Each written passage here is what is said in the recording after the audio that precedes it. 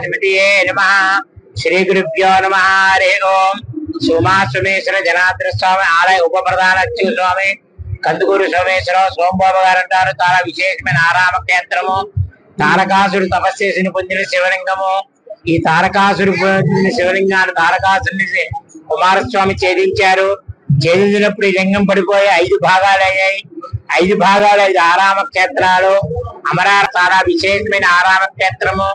సోమేశ్వర స్వామి చంద్రుడు ప్రతిష్ఠించడం మూలాన్ని పౌర్ణమి నాడు తెల్లగా, అమావాస్య నల్లగా బాగుంటుంది స్వామి. అలాగే మార్చి ఏప్రిల్ సూర్యకిరణాలు పడతాయి. ఇక్కడ స్వామివారి పైన అమ్మవారు విశేషం అన్నపూర్ణాదేవి.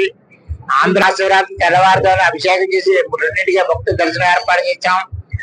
అభిషేకానంతరం సాయంత్రం 7ంటికల్లా అభిషేకాలు ఆపేస్తారు.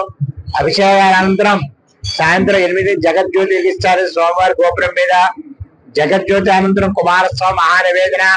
అలాగే లింగోద్గాల ముందు బ్రాహ్మణ సమైక్య వరకే మహన్యాతపూర్వంగా విశేషంగా మహారుద్రాభిషేకం జరుగుతుంది. అభిషేకాంతరం లింగోద్వారం స్వామివారి ప్రత్యేకమైన అలంకారం చేస్తాం. అలంకారాంతరం స్వామివారికి మహానివేదన జరుగుతుంది. మహానివేదన అనంతరం గ్రామోత్సవం జరుగుతుంది. గ్రామోత్సవం అనంతరం కళ్యాణోత్సవం జరుగుతుంది. కళ్యాణోత్సవం అనంతరం మళ్ళీ నందివారం గ్రామోత్సవం జరుగుతుంది. సాయంత్రం 5ంటికి రథోత్సవం జరుగుతుంది. రథం ఒక వీధికి వెళ్ళి అక్కడ అమ్మవారు పుట్టింటి వారు ప్రయాగ వారు ఉన్నారు. అక్కడ రథం రాత్రికి అక్కడ నిద్ర చేసి ఉదయం మళ్ళీ 6ంటికి అమ్మవారి సారిచ్చి ఒడిగంటి బియ్యం కట్టి మంగళవాద్యాలతో అమ్మవారిని స్వామివారిని రథోత్సవం జరుగుతుంది. ఈ రథ పూర్ణావతి. ఈ చంద్ర పుష్కరంలో చక్రస్థానం వసంతోత్సవం జరుగుతుంది.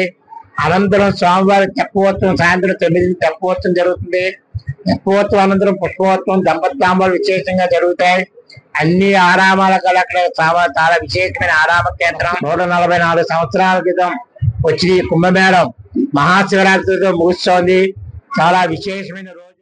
మహాశివరాత్రి సందర్భంగా పంచరామ క్షేత్రాల్లో ఒకటైన శ్రీ సోమేశ్వర జనార్దన స్వామి వారికి ఈ రోజున 1 గంటలకి ఆలయం తెరిచి అచ్యుత స్వాములు స్వామివారికి అభిషేకం నిర్వహించి తదుపరి 3 గంటల నుండి భక్తులకి దర్శనం ఇవ్వడం జరిగింది. శ్రీ స్వామివారి దర్శనార్థం వేలాది మంది భక్తులు దూర ప్రాంతాల నుంచి వచ్చి 4 క్యూ లైన్లు ఏర్పాటు చేసాం. ఆ క్యూ లైన్ల ద్వారా వచ్చి శ్రీ స్వామివారిని దర్శించుకోవడం జరుగుతుంది. వారికి ఏ విధమైన అసౌకర్యం కలగకుండా వారు క్యూ లైన్లో వచ్చి శ్రీ స్వామివారిని సేవించుకుంటున్నారు. అంతేకాకుండా వచ్చిన భక్తులందరికీ కూడా వాటర్ మంచినీళ్ళు, మజ్జిగ, పాలు కూడా ఏర్పాటు చేయడం. వచ్చిన భక్తులకి ఉచిత పులిహార ప్రసాదం కూడా బయటికి వెళ్లే మార్గంలో వాళ్ళకు ఏర్పాటు చేయడం జరిగింది. కావున భక్తులందరూ ఈ రోజు శివరాత్రి సందర్భంగా ఈ సోమేశ్వర స్వామిని ధరించి శ్రీ స్వామివారి కృపకు పాత్రలు కావాల్సిందిగా